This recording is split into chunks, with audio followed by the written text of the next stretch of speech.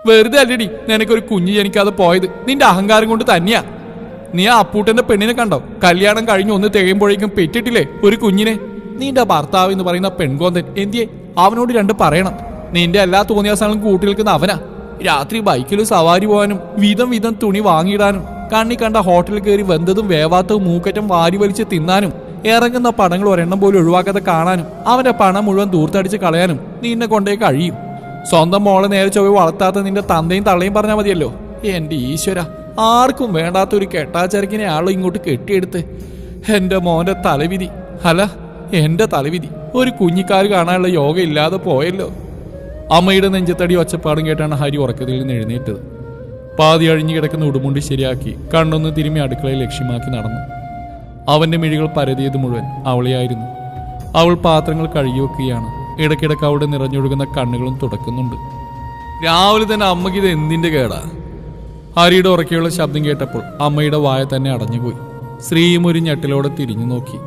മറ്റുള്ളവരുടെ കാര്യങ്ങൾ പറഞ്ഞ് ഈ വീട്ടിൽ വഴക്കുണ്ടാക്കരുതെന്ന് 1000 തവണ പറഞ്ഞിട്ടുണ്ട്.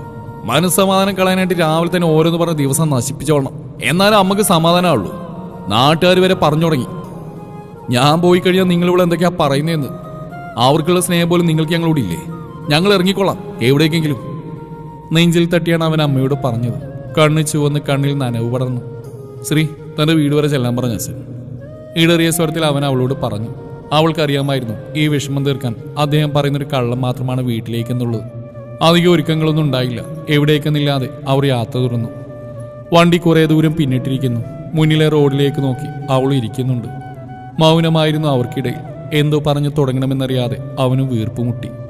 എന്റെ ശ്രീ, താനെന്തെങ്കിലൊന്ന് പറ, ഇല്ലെങ്കിൽ ചിലപ്പോൾ എനിക്ക് വട്ടുപിടിക്കും. നമുക്ക് പിരിയാരിയേട്ടാ. അവളുടെ സംസാരം കേട്ടപ്പോൾ അവൻ തരിച്ചുപോയി. എന്താ നീ പറഞ്ഞേ? പിരിയാനോ? ഇത് പറയാനെങ്ങനെ സാധിക്കും നിനക്ക്? ഇഷ്ടമുണ്ടായിട്ടല്ല, വേറെ വഴിയില്ല. മച്ചി എന്ന പേര് എനിക്ക് വീണ് കഴിഞ്ഞു. ചേട്ടൻ വേറെ വിവാഹം കഴിക്കണം. ഒരു കുഞ്ഞൊക്കെ ആയിട്ട് സുഖമായിട്ട് ജീവിക്കണം. ഒരേ ഒരു മകനല്ലേ ഉള്ളൂ. അമ്മക്കുണ്ടാവില്ലേ നിങ്ങളുടെ കുഞ്ഞിനെ താലോലിക്കാൻ ആഗ്രഹം? എത്ര നേരിയ മരുന്ന് കഴിക്കുന്നത്? കഴിച്ച് മതിയായി. ഓരോ തവണയും ഡോക്ടറെ കാണാൻ പോകുമ്പോൾ പ്രതീക്ഷകൾ മാത്രമായിരുന്നു. അവസാനം കണ്ട ഡോക്ടറുടെ കൈമറത്തിയപ്പോൾ എന്നിലുള്ള ആഗ്രഹങ്ങൾ കരിഞ്ഞു തുടങ്ങി. അത് പറയുമ്പോഴേക്കും അവൾ പൊട്ടിക്കരഞ്ഞു. നിനക്ക് തന്നെ വേണ്ടതായ ശ്രീ. കുഞ്ഞുണ്ടാവില്ല എന്നതിൻ്റെ പേരിൽ നിന്നെ ഉപേക്ഷിച്ച് പോകാൻ എനിക്കാവില്ല. ആരൊക്കെ എന്തു പറഞ്ഞ് കളിയാക്കിയാലും പ്രതീക്ഷകൾ കൈവിടാതെ നമുക്ക് ജീവിക്കണം. എൻ്റെ ജീവനുള്ള കാലം വരെ എൻ്റെ കൈ പിടിക്കാൻ നീ വേണം. ഇപ്പം ഹരിയേട്ടൻ എന്നെ പിരിയാൻ വിഷമം കാണും. കുറച്ച് വർഷങ്ങൾ കഴിഞ്ഞു പോയാൽ അപ്പോൾ ഈ തീരുമാനമായിരുന്നു ശരിയെന്ന് ഏട്ടനും തോന്നും. എല്ലാവർക്കും മുമ്പിൽ നമ്മളൊരു പരിഹാസ കഥാപാത്രമായി നിന്നു കൊടുക്കേണ്ടി വരും. നീ എന്തു പറഞ്ഞാലും എനിക്ക് നിന്നെ പിരിയാൻ കഴിയില്ല. നീ എന്ന് പറഞ്ഞില്ലേ ഏതൊരു ഡോക്ടറുടെ കാര്യം? അവിടെ കൂടെ ഒന്ന് പോവാം. അവർക്കും പറ്റിയില്ലെങ്കിൽ നമ്മളെക്കുറിച്ച് അറിയാത്ത ഒരു നാട്ടിലേക്ക് നമുക്ക് താമസം മാറാം. അവരുടെ യാത്ര ചെന്ന് അവസാനിച്ചത് ഒരു ആശുപത്രിയുടെ ഗേറ്റിന്റെ മുമ്പിലാണ്. മനസ്സിന് കുളിർമ നൽകുന്ന ചുറ്റുപാട്. ഇന്നുവരെ കയറിറങ്ങിയ ആശുപത്രികളിൽ നിന്ന് വ്യത്യാസമുള്ളൊരു സ്ഥലം. അവിടെ ഇരിക്കുന്ന ഓരോ ദമ്പതികളുടെയും മുഖത്ത് പ്രതീക്ഷയുടെ കിരണങ്ങൾ മാത്രം. ഏകാന്തതയിൽ നിന്ന് ആൾക്കൂട്ടത്തിൽ വന്നതുപോലെ ചുമരുകളിൽ എഴുതി വച്ചിരിക്കുന്ന ഓരോ അക്ഷരങ്ങൾക്കും ഒരുപാട് പേരുടെ സന്തോഷത്തിന്റെയും കഥകൾ പറയാനുണ്ടായിരിക്കും. എന്തോ ഹരിക്കും ശ്രീലക്ഷ്മിക്കും മനസ്സിനും ശരീരത്തിനും ഭാരം ഒഴിഞ്ഞതുപോലെ ഒഴിവുള്ള കസേരയിൽ അവർ കയറിയിരുന്നു. Token number 70 Sreelakshmi Haridas. അവിടുത്തെ സ്റ്റാഫ് വിളിച്ചു പറഞ്ഞു. രണ്ടുപേരും എഴുന്നേറ്റ് ഡോക്ടറുടെ മുറിയിലേക്ക് നടന്നു. 60-നോടടുക്കുന്ന പ്രായമുള്ള ഉയരം കുറഞ്ഞ വെളുത്തൊരു മനുഷ്യൻ. പുഞ്ചിരിച്ചുകൊണ്ടാണ് അവർ അദ്ദേഹം വരവേറ്റത്. വരൂ ഇരിക്കും.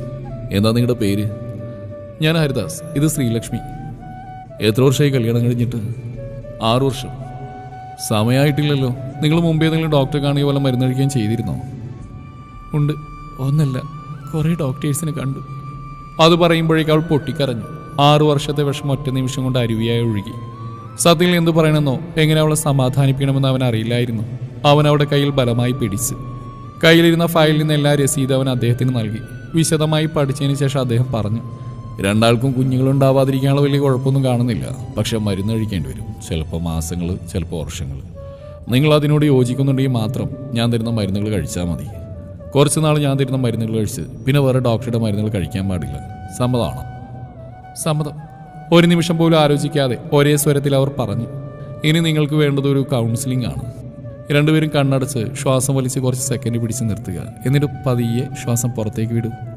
അദ്ദേഹത്തിന്റെ നിർദ്ദേശങ്ങൾ അവർ അനുസരിച്ചു. കണ്ണുകൾ അടച്ചു. മനസ്സിലെ എല്ലാ വിഷമങ്ങളും ആ ശ്വാസത്തിനൊപ്പം പുറത്തേക്ക് പോകട്ടെ. നിങ്ങളെക്കുറിച്ച് കുറ്റം പറയുന്നവരെയും കളിയാക്കുന്നവരെയും മനസ്സിൽ നിന്ന് മായ്ച്ചു കളയുക.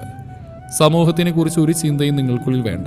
നാട്ടുകാരെന്തു പറയും, എന്ത് വിചാരിക്കുന്നുള്ള ചിന്തയും മനസ്സിൽ നിന്ന് മായ്ച്ചു കളയുക. ഇനി കണ്ണുറക്ക്.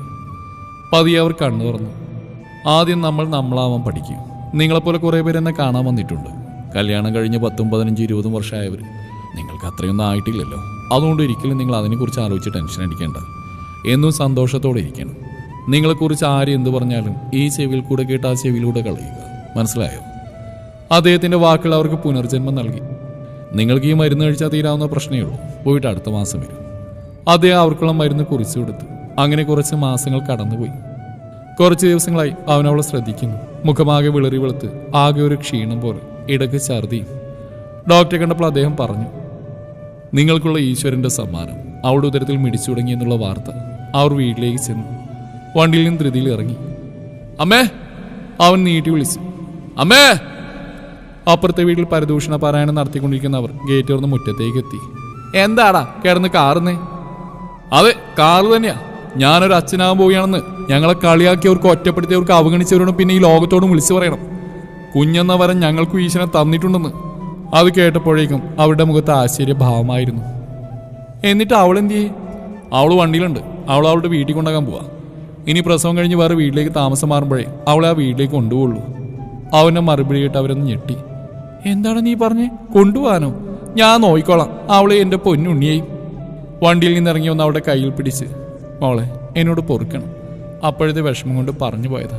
മോളുടെ കാല് പിടിക്കാൻ നീ പോവരുത്. അവരുടെ കണ്ണുനീര് മണ്ണിലേക്ക് പതിച്ച്.